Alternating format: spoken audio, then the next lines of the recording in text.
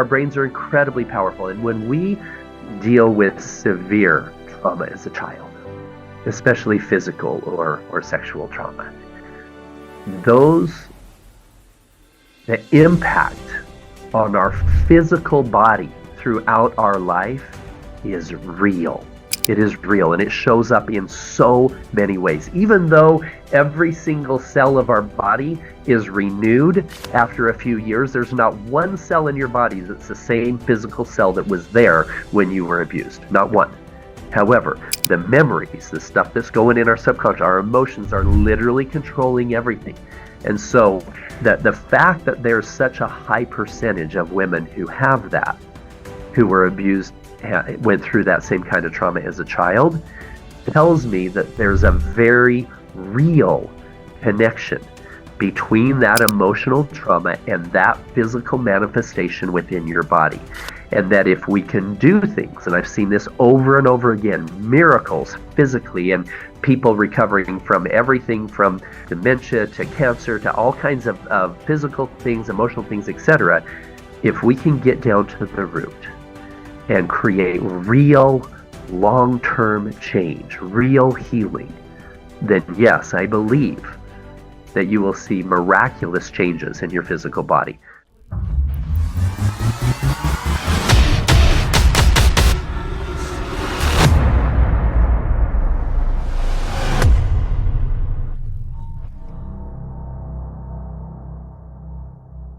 Oh my goodness. Thank y'all for tuning in to the Amberly Lago Show. I have a sir, doctor. Oh my goodness. Doctor, Sir Paul Hutchinson is with us. And we have just been talking before we hit record. And I'm like, no, wait. We got to hit record and record this because it's so good. Y'all, he's amazing. He's got a book out called Sound of Freedom. He's got a film, Sound of Freedom. But we're going to talk today a lot about abundance and healing and transformation. I mean, he has had a critical role in over 70 undercover rescue missions in 15 countries with his foundation that's helped to, start and fund over 5,000 children who have now been liberated. He's done amazing things, but it's not just about human trafficking and helping these children. It's about what he's doing for so many who have gone through darkness and trauma and giving them the tools to overcome those challenges. And that's what I am so excited to talk about today. So, Paul, Sir, Dr. Paul, welcome. Thank you for being here. I'm laughing because, after all of these accolades, and they're beautiful, and I'm incredibly grateful for I've been knighted multiple times and received honorary doctorate. I tell people I have a business card that says Paul Hutchinson DMA. People are like, really? Was that Doctor of Medical? No, DMA doesn't mean anything, right? All of these other things, all these doctors, sir, whatever else, it's how you show up. It's how you show up every day in your relationships with other people. It's how you show up in how the good that you give to the world. All of these titles are just something that throws in credibility and adds to your ego. And so I'm grateful for the honors of all of these things, but the truth is how do we show up every day, and all of that stuff really doesn't mean anything. Well, I just thank you for taking the time to be here. I mean, you are doing huge things in the world, talking to bigwigs in the world, and you've taken the time to be here and speak with me. And I have a whole 2 pages of questions to ask you. But then we started talking before we hit record, and I'm like, oh, no. I'm very interested in this. So I do want to get to your film, Sound of Freedom. I do want to get to your book, but there's something selfishly I want to ask you. And It's all about this healing work that you do with medicine, which I got sober in 2016. and I was told that I can't have anything that will affect me from the neck up, like, Mhm. or I lose my sobriety. But Mhm. you are doing what is called psilocybal medicine. Is that Yeah. what you say? Is that how you Well, say it? I'll explain it. I'll kind of take the audience down this road. So, as you mentioned earlier, I've led or played a key part in over 70 undercover child rescue missions in 15 countries. I've seen the darkest that humanity has to offer with the Mm. selling of children. Now, back up Ugh. even before that, my first successful company that I sold in my early 20s, well, I built in my early 20s, I sold when I was 29 years old, was a company that helped people overcome anxiety, depression, PTSD, addictions, childhood trauma. All of us deal with all of these things in some way.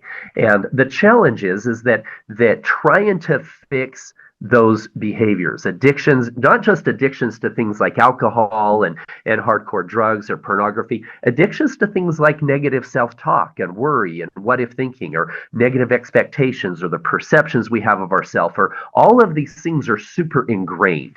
And our company had a cognitive restructuring program that helped people overcome those challenges, but it took us about 12 weeks, 1 to 2 hours a day, a personal coach, and thousands of dollars to help people really create permanent change in debilitating anxiety, depression, etc. Well, moving forward, about 8 years ago, I was doing undercover work. I had done 10 years of undercover child rescue missions over the last 11, 12 years. And about 3 years into it, we were blowing through undercover operators. I had Navy SEALs and Green Berets with 300 missions in Afghanistan, and one time undercover helping to save children, seeing a menu with children being sold, and they were done. Their PTSD was tapped out, right? And so these Wow. guys would go on one undercover mission with me, and they're like, I'm done. I can't do that again. Well, I had two guys that were pretty consistent. One of them, Andy, had done 22 missions undercover. Another one, Jimmy, had done, I believe, 13 or 14 at the time. And they called me on the phone together and they said, Paul, do you trust us? And I said, yeah, I trust you literally with my life. Undercover, I'm in charge of talking. They're in charge of making sure I don't die. I trust you with my life.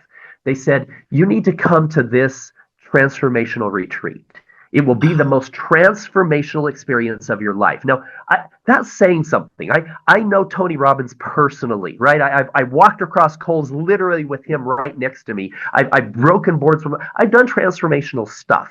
And so for them to say this would be the most transformational experience of my life, that was saying that was big, right? And Mm-hmm. I'm pushing back, and they said, this doctor has studied all around the world and identified different tools, holistic tools, to help people overcome anxiety, depression, PTSD, addictions. And I'm like, well, you guys know that was my company in my 20s. I sold a company for $20 million that helped people do that. That's what I did. I know this space really well.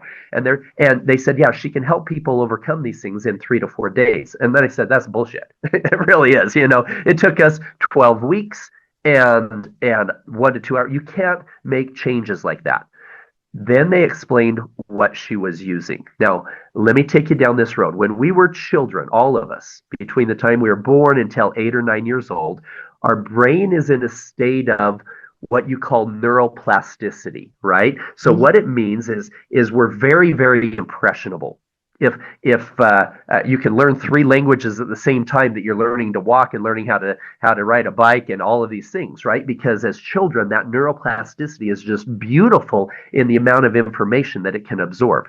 The downside is if something happens when you're 4 years old, you're something simple like your dad calling you fat, or something really harmful like your uncle touching you inappropriately.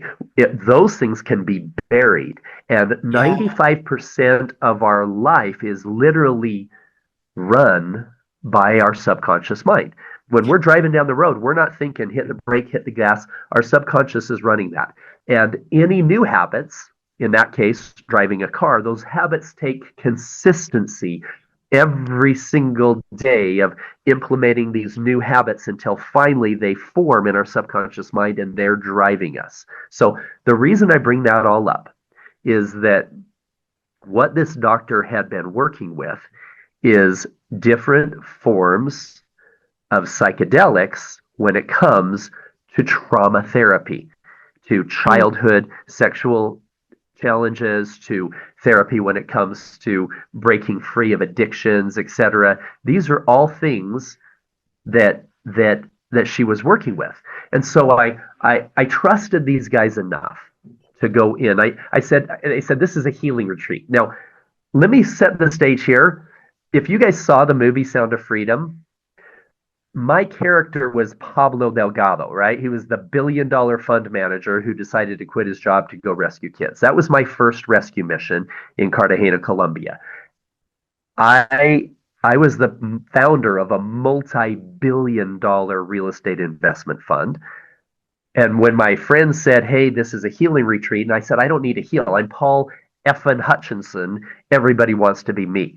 They said, "No, you do need to heal because you're on your second marriage headed for a divorce. Your children don't Wow. even talk to you.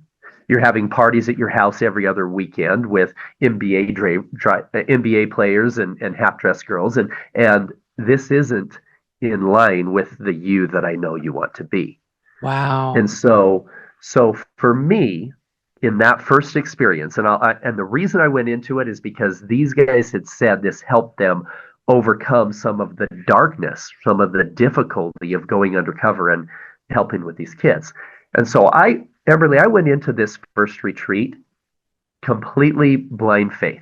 And I was somewhat skeptical. I had grown up in a religion where it was against the rules to do anything that was mind altering. No tobacco, no tea, no alcohol, no coffee. I mean, any of these things. And so for me, and I told him, listen, I said, I thought these things were dangerous, like cocaine, right? Because psilocybin, magic mushrooms, right, was something that was classified as a Schedule 1 drug. So I thought it was as dangerous as cocaine. The truth is, psilocybin is safer than table sugar. There's Wow. never been a case of addiction, not one, ever. There's never been a case of overdose, not one. And when used properly with a trained facilitator, you can create massive 20 years worth of therapy within 4 or 5 days. And so what I would encourage is for, and I'll let you ask some questions and stuff, but I would encourage the readers or the listeners to do your own research. And the reason why it's important that we all get educated on this is because RFK and others have determined that they're going to decriminalize the use of these in the US in the near future. And it's incredibly important that we don't have people going to rave parties and getting high on mushrooms. That is not what this is about. When used with a trained facilitator, I've never found anything that was more effective at helping people break free of childhood trauma, overcome anxiety, overcome addictions, overcome depression, overcome PTSD. And so we began using those in helping our undercover operators break free of that PTSD. And then we started using it with women who had been abused as children. And literally within 4 or 5 days, we're able to have more personal progress towards a release of that pain than 10 and 20 years worth of therapy had done for them. Oh, well, that's amazing. This is something I've heard of.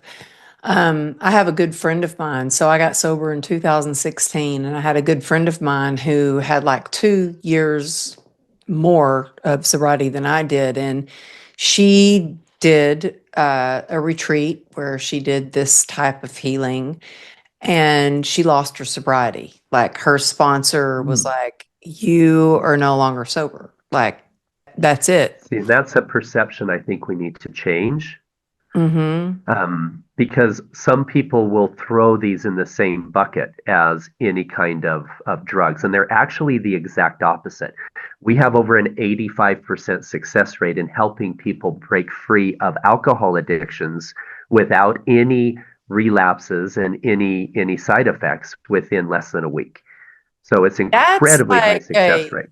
huge. Like that, It's right massive. there. Because And you know you can what? The even only thing that keeps me sober is a 12-step program and my God Squad. Mhm. And so this makes me even more curious because addiction doesn't discriminate. It is there, and I feel like it's doing push-ups in the background, just waiting for you to that any chance to sneak back in.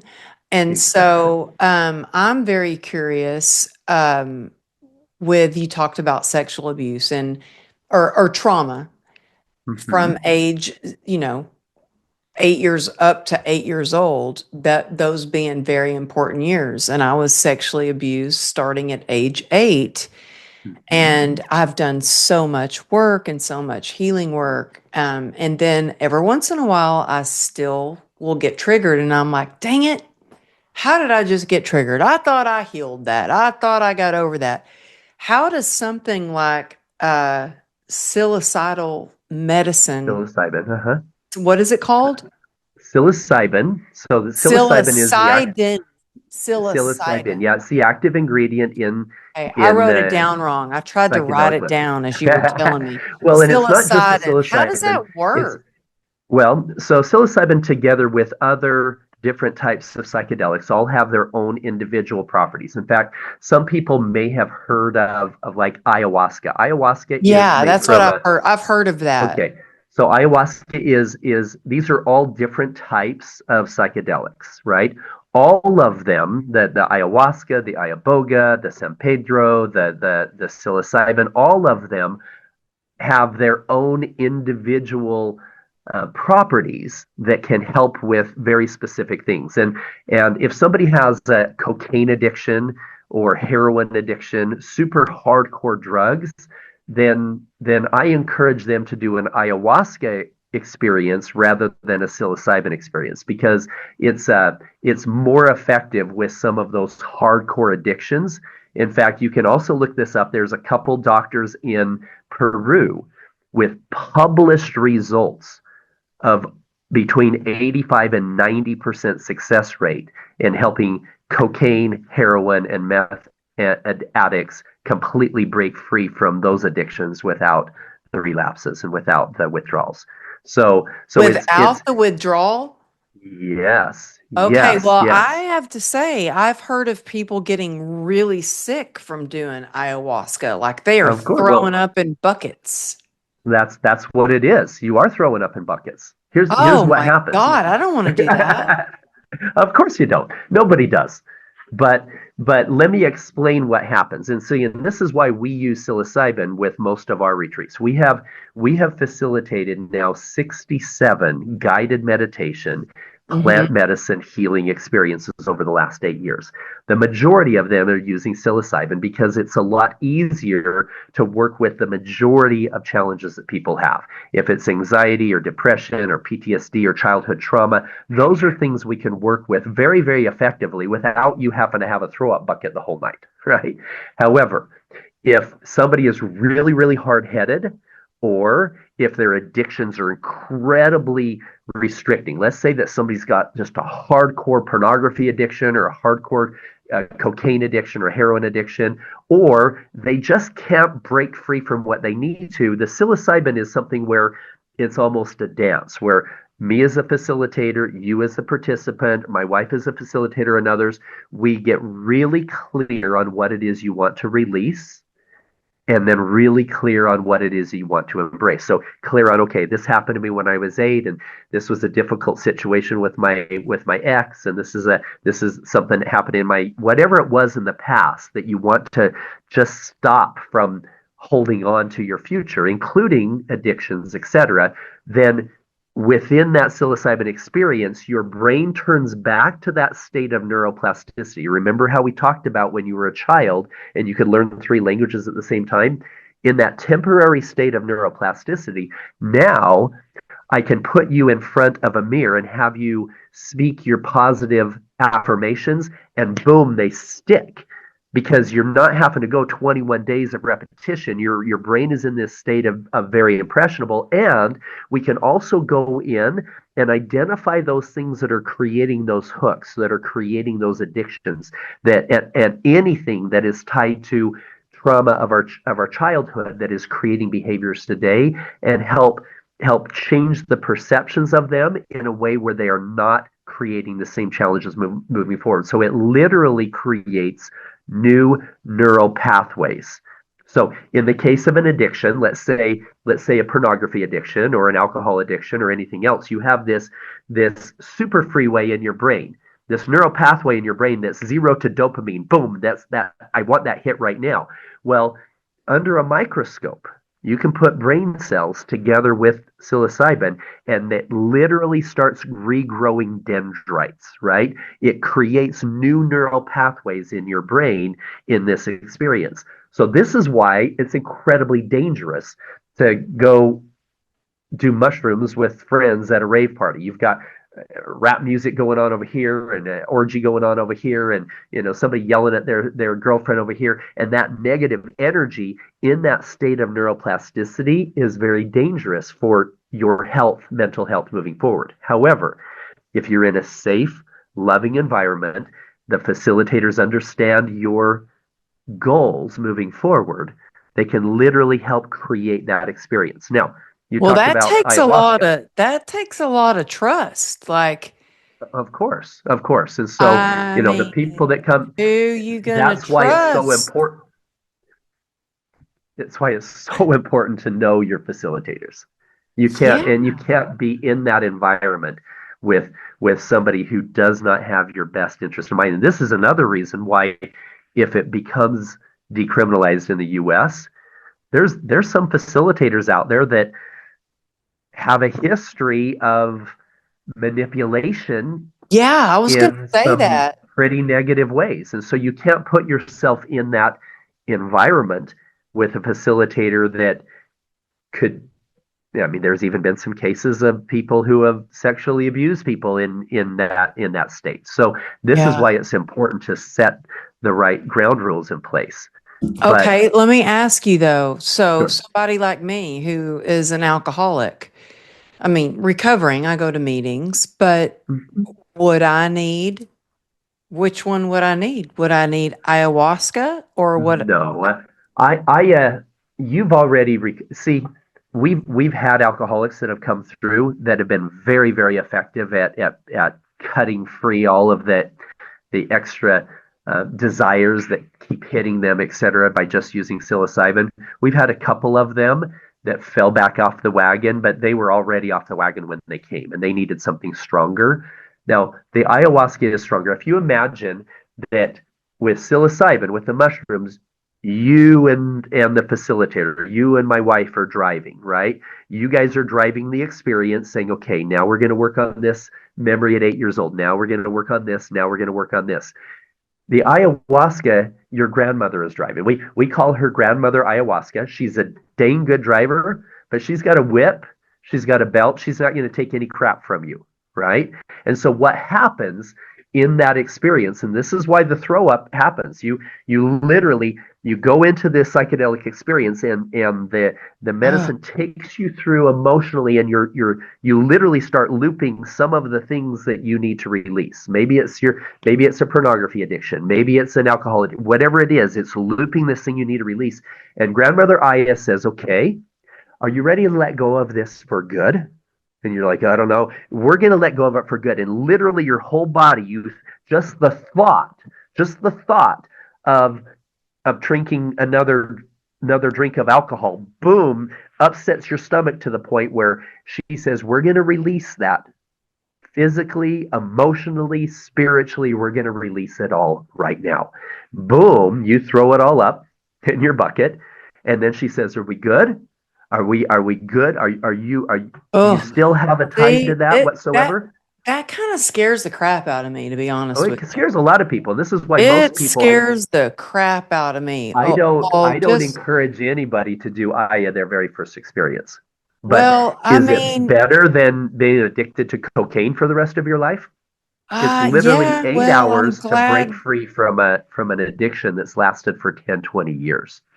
Well, I'm wondering if it can help with complex regional pain syndrome. But the reason it scares the crap out of me is the pain that I have from CRPS can Hmm. get to be so severe that it makes me nauseated and I throw up. And I get to this place where actually this past year has been crazy. Um, the week that I was launching my new book, I had a major flare up and I was throwing up nonstop. And once I start throwing up, I can't stop. I have Zofran, it's a prescription medication that helps with nausea. That wasn't even working. So the thought of throwing up after being so sick from pain, I'm just like, Hmm. gosh, I know you have to do the And hard it, things first to get so yeah, life gets easier rather than doing what's easy and then life continues to get hard. But that's why we tell people that to not have ayahuasca as your first experience. We can don't get do 80, that. Like, I 90% don't of it think I done. could. I'm afraid I wouldn't be able to stop throwing up. So, You you would. think the psilocybin, did I say it right? Psilocybin. Psilocybin. Mhm. Psilocybin. Uh-huh. Psilocybin? Okay. Psilocybin. Uh-huh. Okay. Do you like how real I keep it here? Like, I know I nothing love about it. this. I'm just like, I'm very curious about this. Now, do you think if I go ask my sponsor, she's going to say, yes, go do it, Amberly? What do you Here's what think? she should do. Here's the problem. The majority of Americans, we've because psychedelics were categorized as a Schedule 1 drugs in the late 60s. Mm-hmm. If you're under 55 years old right now, then literally your entire life you have been told that those things are in the same category as cocaine and heroin and the really bad Oh, stuff. heck yeah. Like, I've always been scared my whole life to do, I've never done any hardcore drugs ever. Well, Like, I've and never when done we were coke. kids, we have these advertisements with the Oh, egg. This is your brain, and this is your brain on drugs, and it's all frying, and and so we've been conditioned to think these are incredibly dangerous. And so the answer is, chances are your sponsor is going to think like the majority of Americans, classify this as the same way that we all have all these years. And it's not going to be until more people like Joe Rogan, who's been talking about this a lot, and Jordan Peterson, myself, others who are actively talking about how these things need to have a changed perception. And again, like I said earlier, there do some research on it. John Hopkins University studies 76% of people who experience, and I'm talking now about psilocybin, not the throwing up stuff with the ayahuasca. I'm talking about a facilitated psilocybin experience. John Hopkins University study says that 76% of them said it was the number one most impactful, transformational night of their life or day of their life, experience of their life. Number one, that's 2/3 of them. That's wow. incredibly high. Now, here's something I'm going to just take this to a spiritual thing just for a second. This is not religious, but let me just throw this out. One of the things in the 12 steps in the AA program is an acknowledgement of a higher power, of acknowledging, that we can't fight this on our own and that we need God's help to do so. One of the other studies by John Hopkins University using psilocybin as as a as an experience, they had 850 self-proclaimed atheists. Not agnostic, I don't know if there's a God. These are atheists. There is no God, right? 850 plus self-proclaimed atheists, over 2/3 of them, after one single experience, one 6-hour experience with a guided, facilitated plant medicine experience using psilocybin, 2/3 of them said, I am no longer an atheist. I believe there's a God. Now, that that poses a whole bunch of other questions as to It why. does, because I'm like, okay, what kind of God? Well, and see, You what's know? funny is, I told my mom, I said, I feel closer to God than I've ever felt my entire life. And she's like, and she was anti this because she grew up, in a church that we can't even drink alcohol there, right? She said, Yeah. "Oh, you only feel close to God when you're on drugs." I said, "Mom, that's the misperception." Now, there's a book called The Immortality Key. The Hmm. Immortality Key, he scientifically shows how the early Christian church used psilocybin No in their way. sacrament. In their sacrament. No. Yes, yes. Read the Immortality Key, and he goes through all of the history of it. Why? Not so that you can, see rainbows and fairies and whatever else. Here's what I believe happens. When we're born, we have this veil of forgetfulness, right? We don't remember. We don't remember being with God. We don't remember being brother and sister. We don't remember any of these things. There are certain things, and we have to literally rely on our five senses to get us through this life. Mm-hmm. There are certain things we can do to thin that veil. Church, prayer, meditation. These are all things that can thin that veil and help us really tune in to that still small voice of truth, that the spiritual world that is beyond this one. For me and for so many other people, the experience in the psychedelic world does a temporary thinning of that veil, and you're able to feel things that you have never felt before energetically. In fact, my very first one um, was the most beautiful, horrific experience of my life. And it was the most transformational experience. Now, So horrific because, wait, back up here.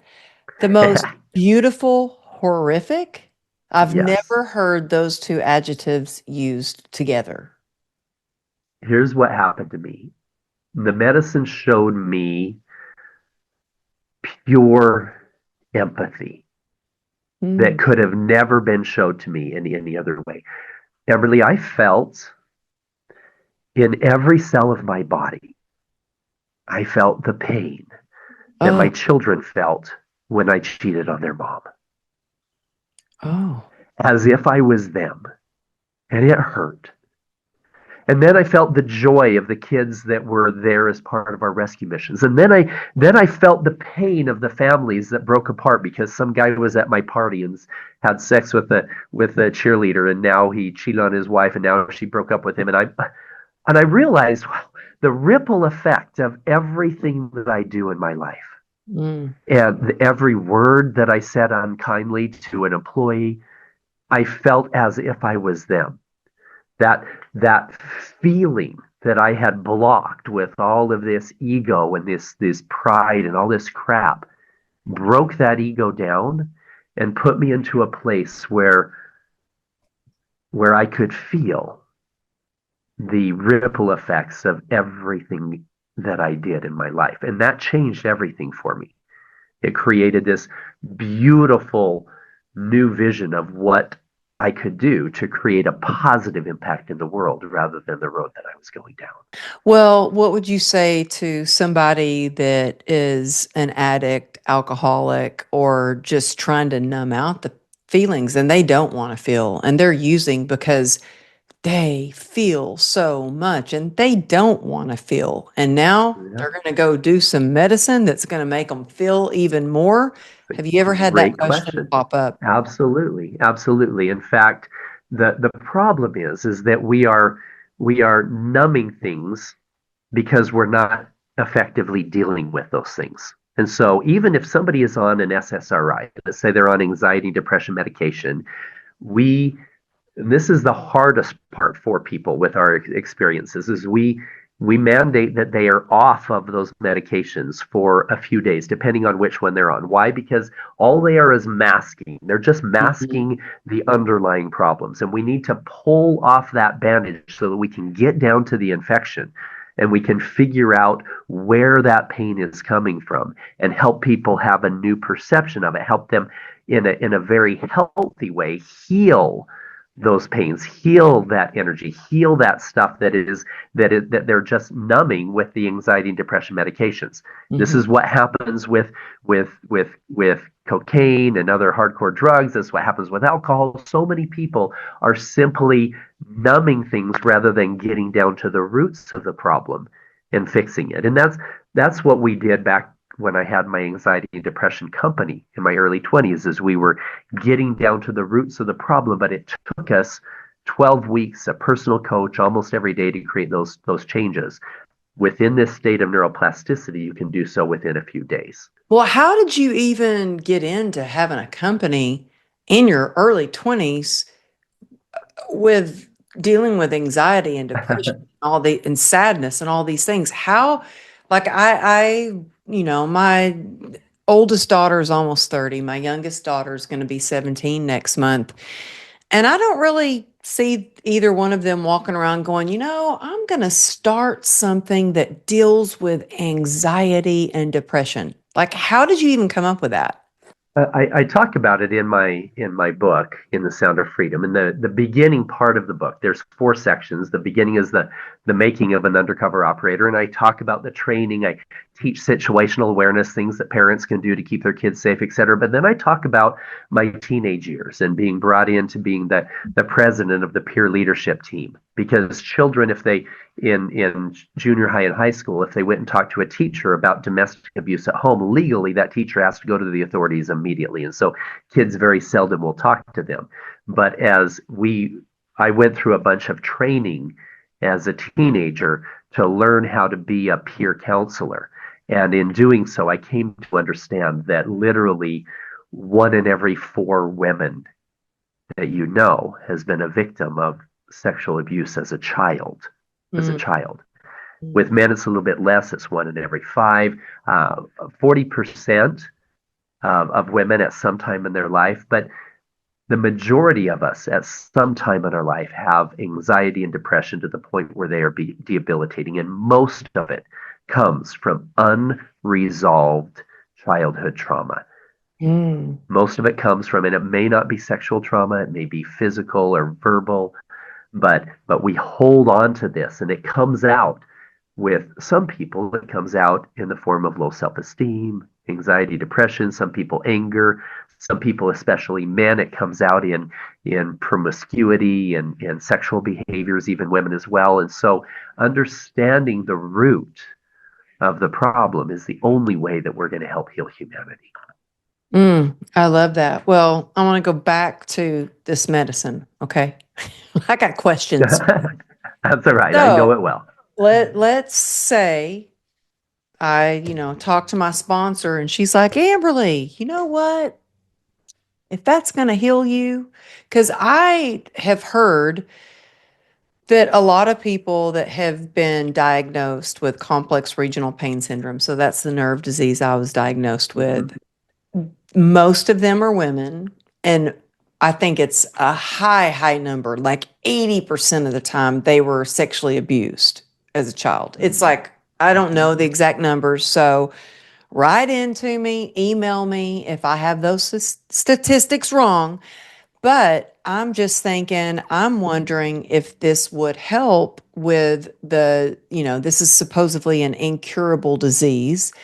I'm wondering if it would help with the pain of the nerve disease. And I mean, I have tried every kind of treatment you could ever imagine. I've had somebody drip oil over my head, chant over me, Eastern, Western medicine. At one point, I was on 73 homeopathic pills and 11 different prescription medications. I mean, it's seriously, I've flown out of the country for treatments, radical treatments. Nothing has worked. I am down to 1 medication, and I'm only sharing this with y'all because I keep it real with you. I'm not saying this is the treatment for CRPS because everybody's different. I'm just telling you what has helping me is I'm on Lyrica, And I fought that. I did not want to have to take a medication at all, but it does seem to help with the burning of the nerves. It allows me to be able to walk. It's a non-narcotic. Um, I went off of everything cold turkey at one point, and I went into my doctor and I was like, "Hey, just so you know, I just quit taking everything." And he was like, "Are you crazy? You can't just stop taking Lyrica. You could have seizures. You're lucky you didn't have a seizure while you were driving down the road with your daughter." Because it's in the anti-seizure family medication, and it once you start taking it, your body stops producing whatever it needs to produce, so you don't have seizures. So yes, I am lucky I didn't have a seizure. So I'm back on the Lyrica after being very stubborn. For somebody like me who is on Lyrica, I know you said you have to get off antidepressants. I was never on antidepressants. But for somebody that is on medication, would they have to stop medication before they would No, go to this take the no. As long get as the it's not an SSRI, Oh, okay. then you're fine on those. And here's what I will say regarding that. And I learned this back 30 years ago when we were building the anxiety depression company. Um, I believe that 90% or more of the things, the physical things that people go to the doctor for, have an emotional core. Now, I'm talking Uh-huh. about even things like cancer, right? Our bodies are incredibly responsive to the things that are going through our mind. And people are saying, wait, you're saying this is all in my head. I went to the doctor and the doctor did a test and he says that my hormones are off and this is why I need, my depression medication, whatever else. Well, understand this. If I had a bunch of teenage boys in the room and I brought in some beautiful girls and they started taking their clothes off, these boys, their brains would release a chemical measurable in their bloodstream that would change how their body felt and made up, etc. Right? Our brains are incredibly powerful, and when we deal with severe trauma as a child, especially physical or sexual trauma, those the impact on our physical body throughout our life is real. It is real, and it shows up in so many ways. Even though every single cell of our body is renewed after a few years, there's not one cell in your body that's the same physical cell that was there when you were abused. Not one. However, the memories, the stuff that's going in our subconscious, our emotions are literally controlling everything. And so the fact that there's such a high percentage of women who have that, who were abused, went through that same kind of trauma as a child, tells me that there's a very real connection between that emotional trauma and that physical manifestation within your body. And that if we can do things, and I've seen this over and over again, miracles physically, and people recovering from everything from dementia to cancer to all kinds of physical things, emotional things, etc. If we can get down to the root and create real long-term change, real healing, then yes, I believe that you will see miraculous changes in your physical body. And so this is why I'm such a proponent of talking about this, because there's such a stigma out there, because for 50 years we haven't even been able to talk about it. This is the Hmm. first time that we can actually have these conversations without being shut down by YouTube, because we're having a conversation about these things, because the mindset is changing, people are becoming open, and all you need to do is take a look at the research and you come to an understanding that, wow, number one, it absolutely cannot hurt. I've never found somebody that has gone back to an addiction because of their experience with psilocybin or any other psychedelic. On the contrary, they have a very, very high success rate in breaking those final chords that are those hooks that are keeping people in this state of this fight syndrome throughout their life, trying to fight against these addictions. Why? Because we go down to the root of where they're coming from. Where's those holes that need to be filled? Where's that emotional thing? We can actually physically take you back in a very real sense, take you back with your adult version of yourself today and have a very real conversation with your 8-year-old self. I believe Mm. that time is not a linear. Time is an eternal round, and we can go back in time in this neuroplasticity state. And you can say, I can say to you as a facilitator, or my wife can, or other facilitators, okay, what does your 8-year-old need right now? What does she need to hear? Does she need a hug? Does she need to feel safe? Can you, as the adult right now, give her that safety, give her that healing that she needs, and in a very real sense, start to sew back those torn pieces of your childhood and help you move forward in a place where it's not affecting you the way that it was? Well, how do you go about finding a facilitator, um, somewhere where you could go to Right. explore this? Right now, there's a lot that are illegally doing it underground here in the U.S. because it is still illegal. There's there's places in Oh, fact there's is some this new going to be articles shut just down off of YouTube? Or are we going to get nope, banned? nope, because they've opened up a lot of stuff. In fact, there was just some stuff that came out yesterday where Colorado, because they've already decriminalized the use of these tools in trauma therapy, Colorado now has certified facilitators that people can go in and spend some time there and work through some things using psilocybin and some other tools. And so Oregon will be next. Oregon is already decriminalized as well. We almost, I What about was, I, California? California, parts of California in certain regions, they're not going after people, but they don't have anything that is like you find in Colorado where they're actively promoting, hey, come to these retreats. We have trained facilitators that are here that understand how to use it. Right now, we have people come down to Latin America because I was trying to change the laws in Utah. We had a beautiful ranch that was halfway between Salt Lake and Denver. This was so effective at helping people overcome addictions and PTSD and anxiety, depression that I went into the attorney general and I said, brother, this is so powerful, so effective. I'm going to bring it to Utah. Then I joked with him. I says, you can either arrest me or tell me how to make it legal.